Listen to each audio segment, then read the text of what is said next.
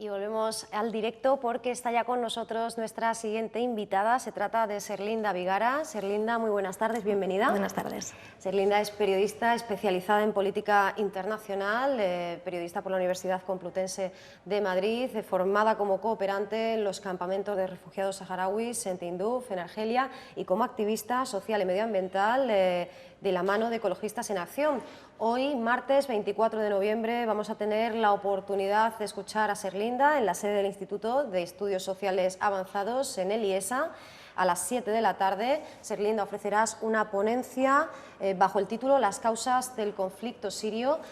Un asunto, como decimos, por desgracia vuelve a la actualidad, aunque al menos, bueno, pues está ahí, ¿verdad?, en el foco de atención, aunque por desgracia, como volvemos a decir, y en esta ocasión hacemos referencia a las palabras del periodista Ignacio Álvarez Osorio para El País, pues bueno, pues cuestiones como esta solo preocupan a la comunidad internacional cuando la situación les salpica. Por ejemplo, es lo que sucede con el Estado Islámico, cuando ha pasado de ser un riesgo para la estabilidad regional y se ha convertido en una amenaza global, y eso ha hecho que Siria también vuelva al centro del debate, ¿no?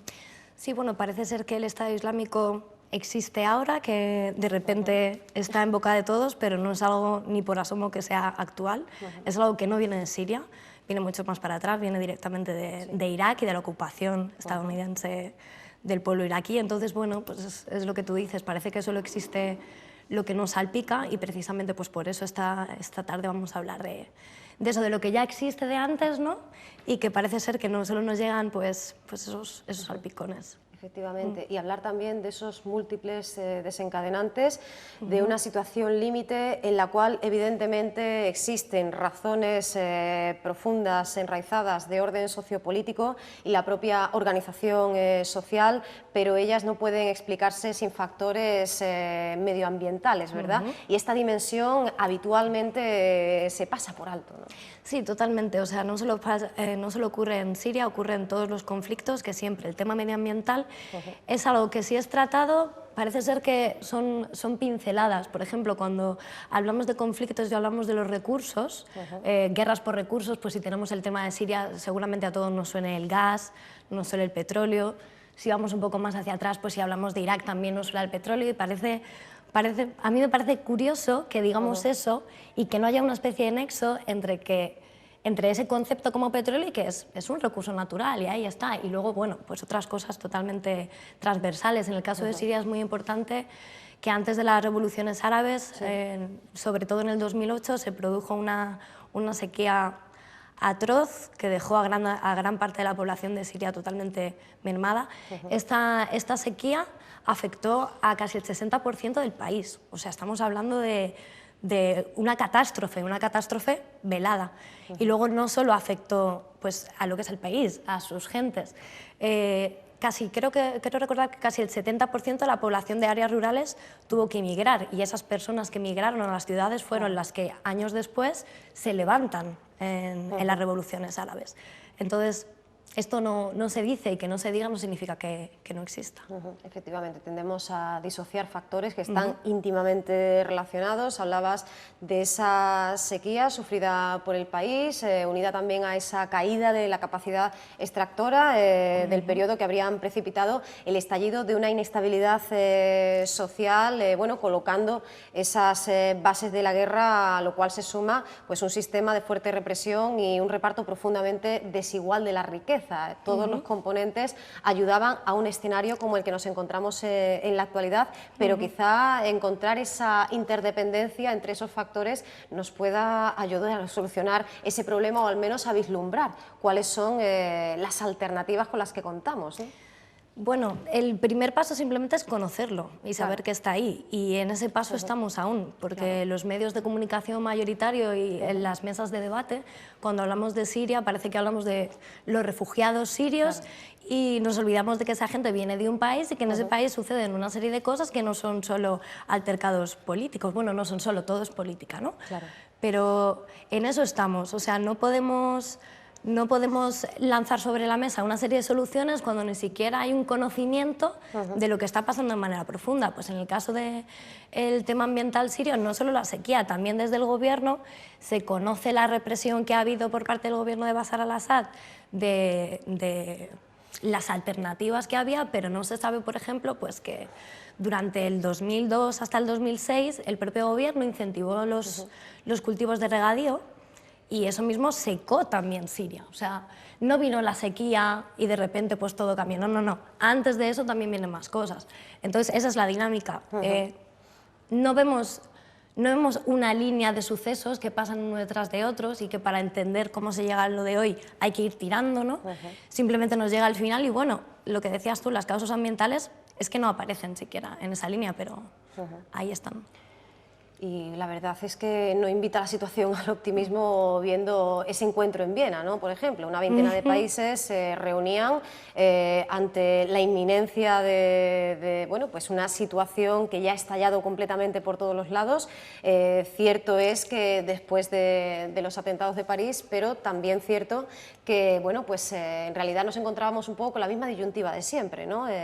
Finalmente, la decisión entre quien gobierna y quien se autoproclama, ¿no? Estado Islámico, ¿no? Como es el caso cuando hablamos ya de terrorismo, pero tú también hablabas de Bashar al-Assad, ¿no? Es decir, quién es el bueno y quién es el malo. No salimos un poco de esa confrontación y finalmente no vamos más allá, ¿verdad?, de ese punto. El tema no es solo de buenos y malos, el tema es más allá, es que nosotros como ciudadanos europeos y como ciudadanos españoles también tenemos una serie de nexos con esa gente de Siria que no vemos. Entonces, bueno, siempre es más fácil, tanto como espectador como persona, pues ver todo desde un plano mucho más alejado en el que tú no eres responsable absolutamente de nada y por lo tanto pues puedes también juzgarlo. Pero somos responsables, o sea, somos responsables y hay que decirlo. España es uno de los países que vende más armas y no es casualidad. O sea, no es casualidad decir que este tipo de conflictos a España nos beneficia económicamente. Entonces, a lo mejor es mucho más fácil para medios de comunicación y en general para políticos establecer una serie de dicotomías entre el bien y el mal, cuando en realidad formamos parte de esa polarización, no es tan relativa, ¿no? Y hay una cantidad de grises muy grandes donde nos encontramos nosotras. Efectivamente, una cantidad de grises que vamos a poder analizar, ¿verdad?, y en los que vas a ahondar esta tarde. Como decíamos, el conflicto de Siria viene durando ya demasiado tiempo. De momento las cifras son absolutamente aterradoras, ensordecedoras, esos ya pues más de 200.000 muertos, la mitad de ellos civiles, más de 11 millones de desplazados, esos 3,9 millones de refugiados, un número además que no deja de crecer, 12,2 millones de personas que dependen de la ayuda humanitaria para sobrevivir, morir, como decía un desplazado, Rami, desplazado sirio de 37 años, cientos de veces cada día, porque salir de ese infierno les lleva al inicio de otro, y es la situación en esas fronteras con Europa, esos absolutos laberintos en los que se pierden familias enteras, las que no se tienen que separar sin saber siquiera si se van a volver a ver, y mientras tanto la ineficacia manifiesta de la Unión Europea, ¿no? La ineficacia o la falta de voluntad, ¿no? Sí, y no solo la ineficacia, también el enfoque, desde mi perspectiva, es totalmente erróneo. O sea, están viniendo refugiados, estamos intentando gestionar, se están intentando llevar políticas, ¿no?, para la gestión de esos refugiados, pero en realidad no se está solucionando ningún tipo de problema. ¿De qué nos sirve dar cobijo a refugiados? Que hay que hacerlo, pero ¿de qué nos sirve cuando desde el lugar de donde vienen no hay ningún tipo de estabilidad y no hay ningún tipo de solución? Y es más, a largo plazo lo que está pasando actualmente es que cada vez se ve más lejos esa solución. Entonces, la solución no es seguir preparándonos para que los refugiados sigan llegando. La solución es que esa gente no tenga que salir de allí. Y para eso no solo hay que poner el enfoque a Siria, hay que poner enfoque en todo Oriente Próximo y todo Oriente Medio y ver cómo nos estamos relacionando con ellos y cómo nuestras injerencias allí producen todo lo que está pasando ahora. Entonces el enfoque no es poner una tirita al refugiado, es que el refugiado no salga. O sea, no salga si no quiere. Efectivamente, desde Ecologistas en Acción se propone ese decrecimiento ordenado, volviendo a una respuesta a esas causas medioambientales, también justo en el consumo energético, la apuesta definitiva por las renovables, pero a la vez trabajar en la recepción y la asistencia de esas personas que huyen de los conflictos armados, la miseria y una atmósfera que es completamente irrespirable, ¿no? Quizá con ese elemento, como decías, que se suele obviar, que es el factor medioambiental, y es que también es irrespirable el clima en ese sentido y también están rodeados de contaminación. Estas personas huyen, como decimos, del conflicto armado, pero también de todo lo que les rodea en cuanto al daño que ello está provocando en el propio entorno, ¿no? Sí, sí, por supuesto. Bueno, de hecho, lo que hemos contado antes de la sequía no es una sequía casual. Claro. O sea, es una sequía que viene dada por el cambio climático y que ya se venía diciendo durante muchísimos años que en toda la parte del mar del Mediterráneo se iban a producir este tipo de sequías. O sea, esto es una verdad que se lleva diciendo durante muchísimos años y que, bueno, como antes no se le ha hecho caso y actualmente bastante poco, de hecho, bueno, el mes que viene, bueno, ya la semana que viene en París se va a celebrar la COP21. No, lo que hablábamos antes, parece que vemos los desastres naturales y vemos algo como el Katrina, vemos tsunamis y parece que sí que vemos ahí una relación un poco de pobres, que ha pasado esto, qué desgracia más grande, ¿no? Y se nos escapa que hay fenómenos naturales de los cuales nosotros somos los causantes. Entonces, esos son los que son invisibilizados. Pero al igual que somos los causantes, también tenemos la posibilidad de dejar de producirlos.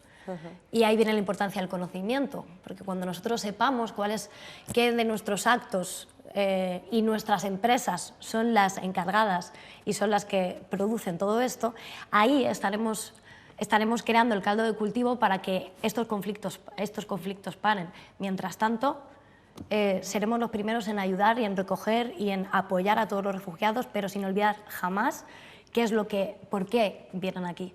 Porque a fin de cuentas habrá que preguntarles a ellos, ¿no?, si quieren venir para acá o ellos preferirían quedarse pues, en sus casas. Una solución, efectivamente, en esos países de origen y también una concienciación que nos lleve no solo a la idea de que es necesario sentir ese compromiso y esa empatía, igual con alguien de Francia que con alguien de Siria, sino más allá de ello, desde Ecologistas, pues también se plantea que, salvando las distancias, una situación como la de Siria en cuanto a su dimensión medioambiental sería perfectamente extrapolable a países del primer mundo, y en España estamos empezando ya a reunir diferentes componentes que nos pueden llevar en un futuro no muy lejano a una situación bastante compleja, ¿no? Sí, por establecer paralelismos, salvando las distancias. En el caso de la sequía, España nos encontramos en una situación en la que obviamente el clima político en España no es el mismo, no se puede hacer un paralelismo completo,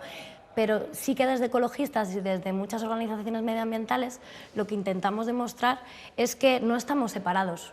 O sea, Siria, aunque esté a miles de kilómetros de distancia de España, lo que ocurre en Siria puede ocurrir en España perfectamente, y lo que hacemos desde España y lo que hacemos desde Europa tiene repercusiones al otro lado del mundo y viceversa.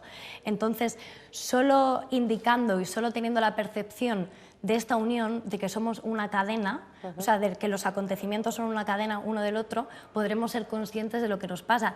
Y si a través de lo que ha pasado en Siria y visualizando pues, el caso de lo de la sequía, somos conscientes que en España, pues sí, en Andalucía podemos encontrar, o sea, nos podemos ver en esta situación, podemos ver pues, que igual que hubo migraciones en los años 60, nos podemos encontrar a día de hoy, de aquí a 20 años o incluso menos, que muchísima gente en la zona del sur de España tenga que emigrar de nuevo. Y entonces, ¿serían emigrados ambientales? ¿Estaríamos hablando de un conflicto ambiental? Pues sí, estaríamos hablando de eso. Lo que pasa es que, ¿se diría? Pues espero que sí, ¿no? Para eso estamos. Esperemos que hayamos evolucionado, ¿verdad?, en Seguro ese que sí. camino.